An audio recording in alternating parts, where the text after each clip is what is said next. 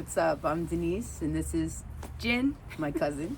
And this is Soul Spark Vibe. And we are here to spark your soul so you can ignite your best life. yes, we are taking a little bit of a break, so we're coming back, and I just wanted to give everybody a hello. And we picked two things because obviously we haven't talked to anybody. I haven't seen any of you all since August. Yes. Or so. Before that, in fact. Before August, I think that was when we were supposed to come back. So we're a few months late, but it's kind of like that goes into honoring your cycles, right? Like we both kind of had a lot going on. So now we're back, and we have both picked two things that we're going to talk to you about that we've experienced over the past few months. So, do you want to go like off? one and one? Yeah. So you want to start us off? Yeah, sure. Cool. So I'll start in chronological order. So in July, I was offered a position and promotion to take an operations manager position at close by to Newark Airport here. It's a brand new FedEx 2.0 building. It's like the future of FedEx. So I took it because it was like this great promotion money wise and position, everything was just great. I couldn't deny it. So I took it, and it's been nothing but greatness. It's been a lot of work, but it really suits me. Not just the managerial side of it, but like operations, things like this come easy to me. So I'm really flourishing there. And I have different plans for my future, but currently right now what I need in life and the funding that I need and the financing I need to get me to do the things of passion that I've chose, it's perfect. So I'm managing about 85, actually I think it's 110 people between me and about 5 other operations managers, and it's been really great. Been really great to like lift people up, get them try to get them promoted underneath me to climb up the ladder just like I did when I started at FedEx. FedEx was supposed to be a temporary thing, but it's turned into like this really great aspect of my life and me getting to the next level. So it's been really good. I don't know what else more to say except for that. Money's good. The job is good. There's always something new happening because, again, it's a 2.0 building, so we're incorporating, not to get too into the specifics, but ground and express are merging into one FedEx. So there's always something new on the horizon. There's always something going on, and I like it that way. Yeah, I'm a chaos cool. junkie. So. Oh, I think we were raised to be chaos junkies, right? Like that's almost what our upbringing has prepared us for. Word, dude, and me and you, like, we can deal with chaos beyond measure. We're definitely big transmuters of that kind of energy, I think. Yeah, and finding straight roads in it, and it's been making amazing. order of the chaos. Yeah, that's what I meant to say. It's a skill set that I think that not everybody can do. Not everybody can do, but with our upbringing, we were literally bred for it. Yeah. We were literally bred for it. So it's really Thanks, cool. Mom and Dad. You gave us something good, huh? You gave us something to hold on to. But no, that's amazing to be in a position where you're boosting people up because you are so good at it. I love literally it. I live for it. Yeah, no, that's one of my favorite. I'm very Leo, so I love getting boosted up, and you just you're one of my favorite cousins for it, you know? No, I'm kidding. Your turn. Okay, cool. So I was actually going to talk about something different, but for the sake of the energy of the podcast, I'm going to go with more of, I'm not going to say spiritual, but okay, so I left for Utah. I'm just going to get into it instead of trying to explain what I'm getting into.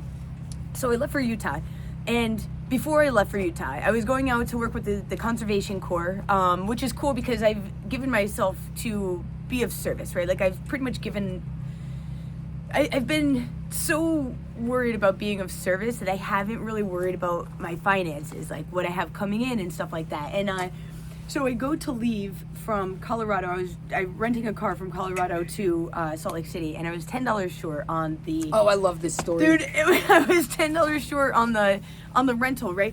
And I'm very much I'm a solution oriented person. So I was okay, I'm freaking out on the inside, and I was nope, just breathe. There's a solution.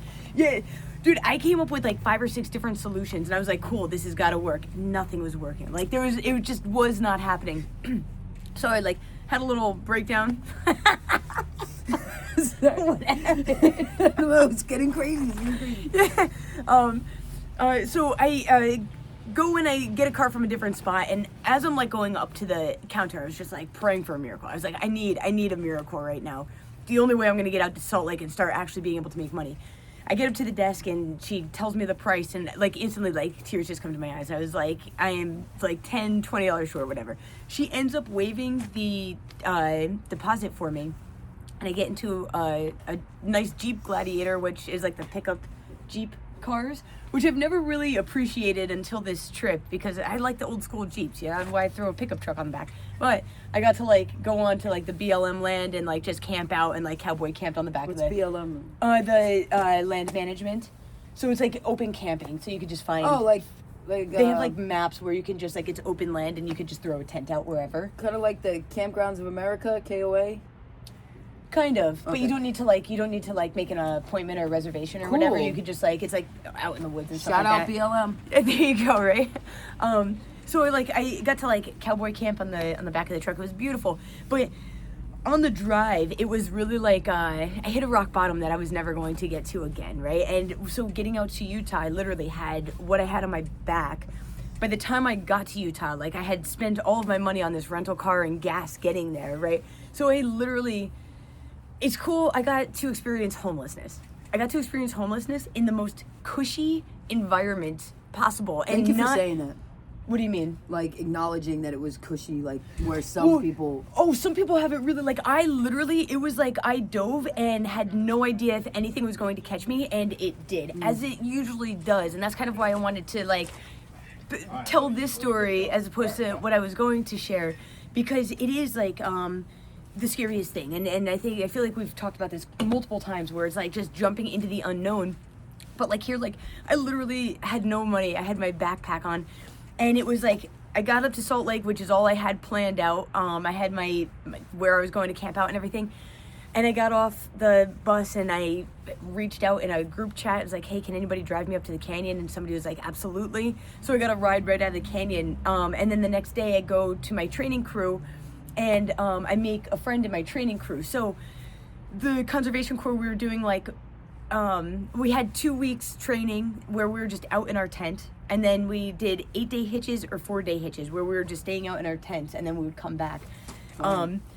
And so during this time, during the training, I got really close with my friend who, like, we had a day, they gave us a day in the middle of training, and we got to go back to her house, take a shower, do laundry and stuff like that. I got to meet her roommate. So then when we got put on our actual cruise, we had different crews and alternating schedules. So I didn't see her like pretty much the entire time. Until like our cruise super crewed later in the season together. Super crewed? Yeah, we had like 4 crews together at like That's Buda awesome. Agua was the coolest experience, the tribal land that we got to work on, which that's gonna be maybe an episode, like a topic for another episode, because it was an amazing experience, and that's what I was gonna talk about. But It peeped its way. it did. It made its way into the conversation. But I got to meet my friend's roommate. So every time I got off of hitch, I was able to get on a couch for the night so I could like take a shower, wash my clothes, and then I would get a ride to the store so I could get food, and then driven up to the canyon where I would camp for the next 5 days or so, and then I would go back to the house and like shower and everything. So it was like, I love camping, so I didn't mind being in the woods. But it was cool because I had like, it was instantly, like I instantly had some place to fall back on where that was not promised in the beginning, like by any means. I actually did not see that coming. And now it's amazing because the middle of October, the house that I was like the bum on the couch at, they had 2 roommates who abruptly left, right? So like they abruptly left. I think rent was like super cheap for a bedroom. So I got into a bedroom literally, and the last week that I stayed out in the woods, I knew that it was my last week in the woods. Like I could feel it. It was very interesting. I was like, I'm not coming back out here next week. Like, and I had no idea that I actually was going to be in a room. But it was like the first week, and then it was like cold and rainy and everything. Oh man. I was in a house, and I was like, you've got to be like, the timing was impeccable. Unbelievable. But really, like, the Conservation Corps itself was like, that's a whole nother experience that we could get into, because it was absolutely amazing. The work, the people, like all of it was so much fun. But really one of the most amazing things that I've experienced over the past few months was homelessness. And like the cushion that is there when you're kind of just open to the experience. Like there was no reason for me to be taken care of. There was nothing lined up. Things and like and it worked out perfectly. Cushy and now, like, homelessness. Cushy homelessness. Yeah, because man, I had it Copy so that. good. I had it so good, and now I'm excited to call Logan my temporary home. Yeah. Which is cool. You know, like I haven't had a spot of my own for a little bit. So yeah, Love it. That's my little I love story. That. Thank you for sharing. Yeah. What do you got? Number 2. Yep. So in October of this year, September rather, I went on my first trip to Indonesia, to Bali, the island of the gods. It was an amazing experience, so I thought that'd be a good one to bring up today. I feel like, okay, so I'm going to be 100% honest with you guys, because I always am. So I went with a group of 25 people that I only knew one person. It was one of my best friends since middle school. They call themselves witches. You know, they do tarot and group meditations and things of that nature. So I didn't know them, but I trusted my friend. So we get there, and it was more like spirituality as a trend, versus like real deep, meaningful experiences. I'll be honest with you, but I'm so happy that I went. So we did things like I got my palm read, I got my eye read, which was really cool. That's interesting. Yeah, and it was really on point. It was this really intuitive lady who practiced Chinese, Western Chinese, Eastern medicine. Eastern medicine. Yeah, yeah. No, it's literally called Chinese. I forget exactly, but anyway, she can read your eye.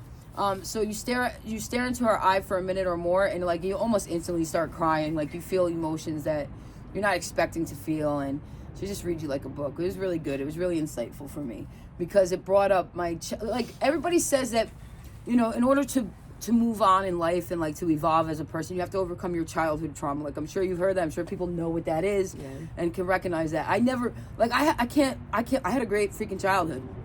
I always thought I couldn't complain about my childhood because, you know, I had it good, man. I was raised in Denville, New Jersey, in an Italian-American family, Italian-Irish, whatever, with a lot of things. We had dirt bikes. I had Barbie dolls. You know, there's nothing that I didn't need for anything. So I couldn't, we lived on a lake, you know, remember? It was beautiful. It was, come on. We had a pool. Yeah, it was awesome. Yeah, it was awesome. So I never really got to the core of my childhood trauma. But I know I have it because everybody's got it, right? I think. Or have to overcome some stuff from our... So anyway, so it really pinpointed the trauma that I may have developed with the competition between me and my siblings. So I grew up with older brothers who were like... I'm going to be honest with you guys. So they have, you know, like one of my brothers had Tourette syndrome and like some other disorders of the mind that you call like bipolar, different things that people categorize and label. So they were tough. We're like tough people. I don't know. Anyway, so they were tough on me. That's a good way to put it. I don't know how else to say it. Yeah, they're mean as hell. So anyway, so I think a lot of the issues that I have now as an adult may stem back to being treated the way I was, as being like the female or like the weak link in a group of wild animals. Yeah. For lack of better words. But anyway, so that was really insightful. That was the eye reading. And so Bali, and I want to talk about one more experience because this has only happened a few times in meditation where I really feel like I've connected with oneness or divinity. And it always, for me, it's always a feeling of warmth and heat and light. And that's when I know I've transcended to like a different place. Yeah. And it's only happened a few times during doing meditation. And it happened, we went to this water purification ritual, and it's all what you make of it, right? So I went in there knowing I was gonna, like, I'd like to connect in a different way. So regardless of what everybody else did, just went for the show. They were all taking pictures of like giving offerings to the god. I didn't think that was very tasteful, but I'm not judging people. I'm just saying. I went in there, not how you would have done it. not how I would have done it. Not how you did it. But, but I got the most out of it because I had one of those experiences where I felt like I was I can't put in any other words except for like one with divinity, I think is how they call it, or transcendence of the spirit or the soul from outside of my body. So it was really I'll never forget like those few moments in my life where I felt that warmth and light. What were you doing? Like, what was it that was happening when you felt that? Good question. All right, Yeah. so there's this waterfall where they say the water is holy, and in that one part of Bali, there's a bunch of temples that do it like on a full moon or that part of. You were there on a full moon. Yes. Wasn't it a ritual? Yes, correct? a Pisces full moon. Oh, yeah. That's a fun. Yeah, full moon. it was great. My It was moon's great. in Pisces. Just throwing that out there. Of course it is. Yeah, that's why it's so cool, right? So this one event that we did was we went to a real authentic temple, and there was people from like Russia, there was people from all parts of the world coming there to be cleansed with this holy water. So we did that. I have pictures, I don't know if you saw, but and you give your offering, you create your own offering, you give your offering, and then after you sit in meditation. So it was in that moment after I was cleansed that I was sitting in meditation. That's beautiful. Yeah, it was really Yeah. profound. That's really cool. Yeah. Nice. Bali. You guys should go if you ever have a chance one day. Indonesia changed my life. I've talked about Indonesia You've been to before. Indonesia? That's where Bahoy is. What the hell? That's where Bahoy came from. Yeah. Why do I feel like I didn't know that? I don't know, man. 2019, I went on a 3-month scuba diving trip around Indonesia. Shit. Oh, we have so much to catch up on now. No, that's Yeah, no. marvelous. Yeah. Yeah, we'll talk about it. All right, Yeah, for for sure. sure, Okay, cool. So I still owe money for that trip, by the way, so I don't want to hear anybody say that they don't have money to do it. I'm still paying back that trip. when it's meant to happen, it's you meant know, to like you just got to do what you got to do. Yeah. Okay, so one thing I want to say about the previous story, right? Yeah. Because on the way from Salt Lake to Denver, it was so amazing that I didn't have the money, right? That I was so at rock bottom in that moment, because you have to be somewhere to know that you will never be there again. If that makes sense, like I will never not have money again. You have to be there, though. Yeah. Like, how else would I Would you know? that I'd never want to be there? Like, I'm never. So it's cool because it's also like I got to make a choice in that moment that I wouldn't have been able to make if I didn't have that opportunity handed to me. Although She's grateful for her. Man, I love it. I mean, I didn't want the opportunity. You're a freaking I would have saint. been okay with it. But No. well, talking about I love sainthood. But the second thing that I'm going to talk about is a 10-day. Okay, so and I have a little bit of a thing with the wording of this, but I'm just going to word it as it was worded to me. It's a 10-day silent meditation retreat. And the reason that I have a problem with this is that it was the least retreat-like thing I've ever experienced in my entire life. It fucking hurt. Mentally, physically, emotionally, spiritually. Like, it was painful. But, so it was a Vipassana course, a 10-day silent meditation Vipassana course. And Vipassana it's not Buddhism by any means, but Vipassana is the pure method, the pure system that... practice, not system, the pure practice that Buddha taught to people in order to help enlighten them.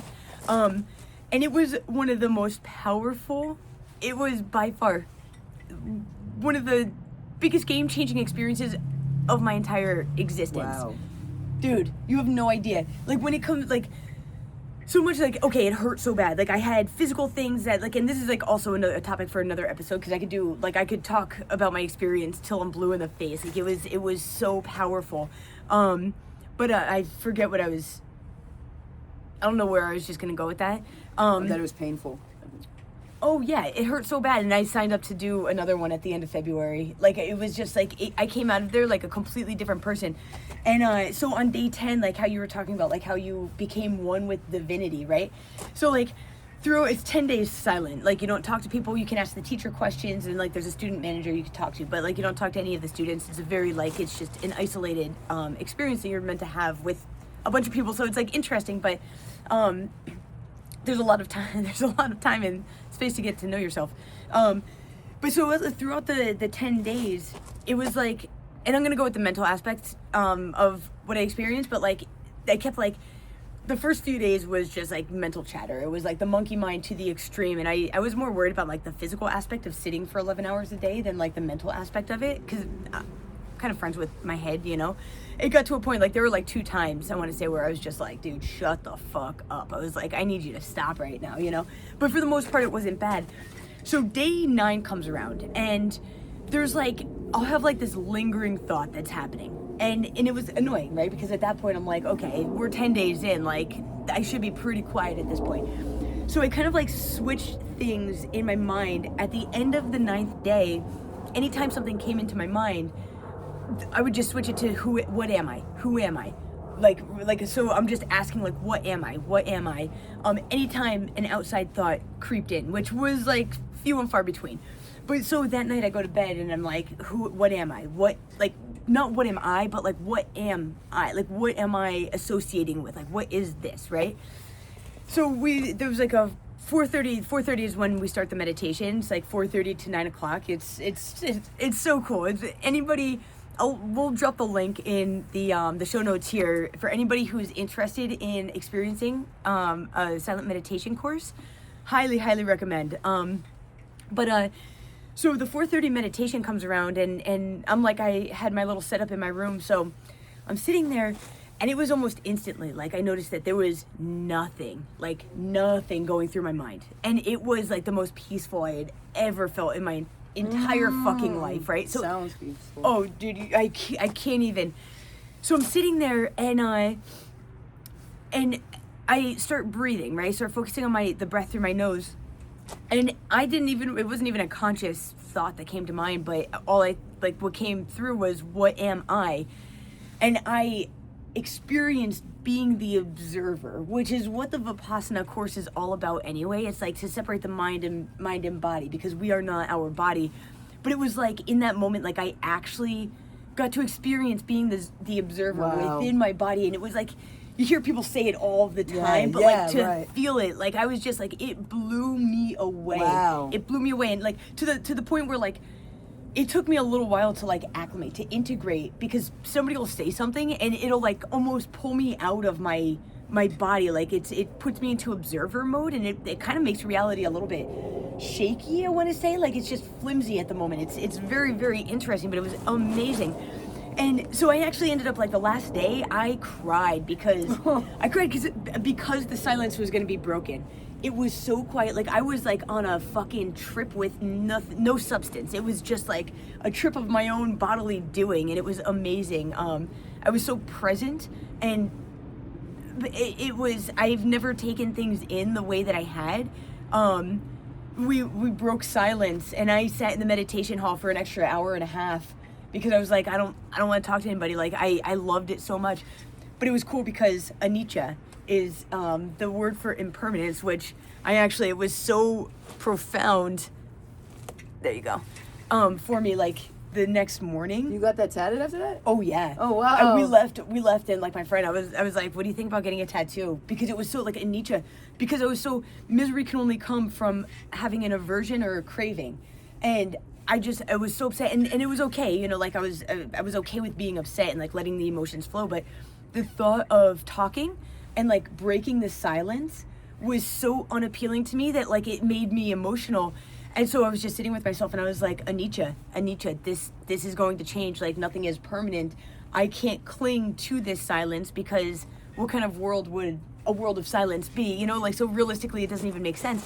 But then, like, went to the meditation, and I had a physical thing with like sitting cross-legged, like my hips. I've been working on like my hips for a while, and it kind of like affected my legs were hurting and everything. I was having trouble sitting. And then, like, halfway through the course, I worked through something, which this is, like, what we'll save for another conversation. But the last day, after sitting cross-legged for, like, days now, I go to sit cross-legged, and I couldn't do it. And it was, like, it was totally just, like, a whole anicca moment again. I don't have the full shots. I don't know. But the physical aspect of it, though, instead of the mental aspect, where I hadn't been feeling pain, and at that last meditation, I couldn't stop feeling pain. Or like my legs kept going numb. I think it was what it was. It wasn't pain. But at that point, I was like, because I was moving, and I was just laughing at that point, because I was like, anicca. Anicca, like, every meditation isn't going to be the same. So it's like, you just kind of like have to take it as it comes. But that experience, oh my goodness. If anybody's actually looking for a way to like really break through and get to it's a very unique it gives you a unique ability to break down the ego in a very quick way. Honestly, like, it was like a neural hacking workshop. is what I would say this was. I've always wanted to do, like, in the order that I'm in, the group that I'm in, they do this silent domain thing. But they always keep saying that we got to get enough people together because they, like, rent out this dome or something. And but we never really got the opportunity to do it. So Really? How, like, maybe, we should drop the information in the comments. We'll drop the information. And, like, one of the coolest things, because, and this goes into what my last story was about, but, like, I was in a place, like, I didn't have money, right? Like, I had been working for a stipend, which wasn't actual pay, but it was enough to get by. But in order to keep the purity of this practice, they don't charge for it. So it's free, it's donation based. So you kind of give what you're able to, which opens the door for so many people to be able to experience this, because it's more about liberating people. That's awesome. It's about liberating people than making monetary gains. So yeah, I love that. It's beautiful. It's beautiful. I would highly recommend checking it out if you're interested. We'll definitely talk about it a little bit more, for sure. Hopefully in an upcoming episode. We'll have to figure out our schedules and everything. Yeah. But it's good to get back on here and document some of our experiences the last couple months. Yeah, most definitely. This is cool. Even like getting together, this happened so sporadically. It was very random. We have to document it. Yeah. Yeah, but it's been amazing getting to share these experiences with you, and hopefully we'll figure our shit out so that we can regularly share more with you. Yeah. Until next time, peace be with you. Peace.